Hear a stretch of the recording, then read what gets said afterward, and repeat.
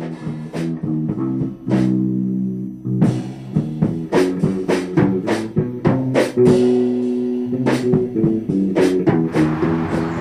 back to Homeless Haven TV, the only show produced in a teepee behind an embankment next to the expressway.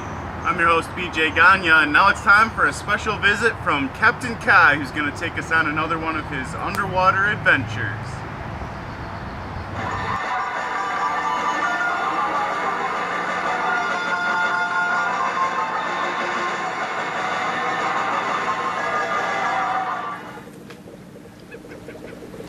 What do you think, Sarge? You think they'll find anything down there? I don't know. I hope so. We'll find out. Yeah, we sure will.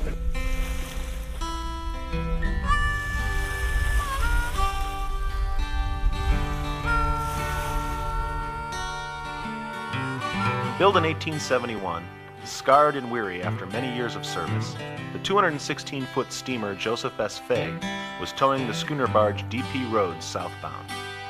Both boats were heavily loaded with iron ore and struggling with one of the storms that come up suddenly on the lake.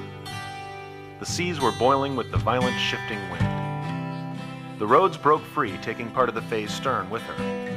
As the Fay began to sink, the captain turned toward shore and grounded her on a sandbar about 500 feet out. Lake Huron immediately began to disassemble the boat, and many sections began washing ashore.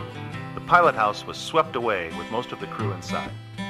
Curiously, it ended up on the beach, all occupants safe inside. 3 crew members remained on the boat.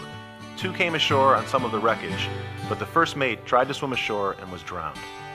His body was recovered in December of that year, about 1 mile north of the lighthouse.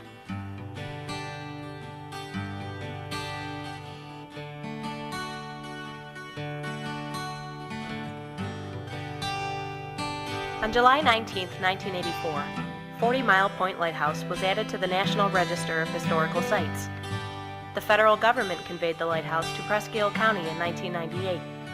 It is being restored in part with funds from the state of Michigan under the Clean Michigan Initiative Waterfront Redevelopment Grant for Michigan lighthouses. Other funding sources come from Presque Isle County, society memberships, and other donations. Most of the interior restoration work is being done by volunteers of the 40 Mile Point Lighthouse Society.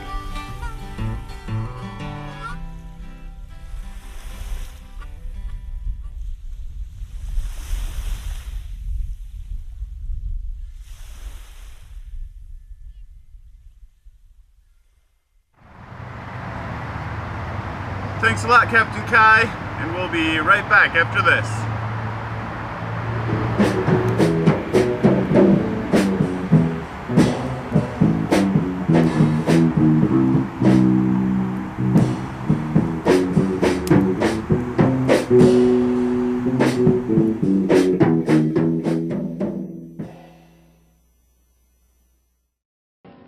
We must realize that in modern warfare, city dwellers find themselves right in the front lines.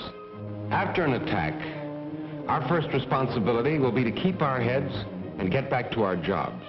For each of us has a job to do. And no matter what happens, the people of a city must be fed, clothed, supplied with electricity and heat. The city must be kept alive, and it will take everything the city has to do it. You know, Fred, actually staying in the city to help after the atomic attack is not nearly as dangerous as a lot of people think.